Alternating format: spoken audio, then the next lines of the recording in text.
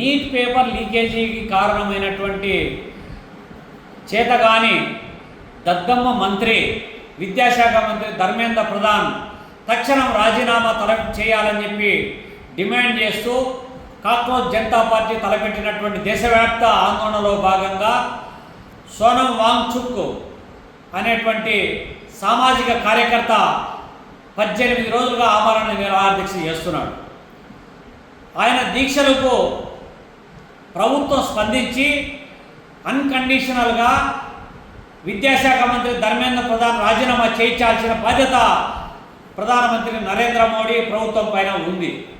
కానీ ఆ విధమైనటువంటి చర్యలు తీసుకోకపోగా చాలా నిర్లక్ష్యంగా ఆ ఉద్యమాన్ని అణిచివేయాలని నిరంతరం కుట్రలు కుతంత్రాలు సాగిస్తూ ఉన్నారు. ఇంకోవైపు సోషల్ మీడియాలో భయంకరమైనటువంటి భావజాలాన్ని స్ప్రెడ్ చేస్తున్నారు. వివిధ రూపాలలో ఆర్ఎస్ఎస్ సంస్పరివార ద్వారా ఉద్యమాన్ని నీరుగార్చాలని ప్రయత్నం సాగిస్తూ ఉన్నారు.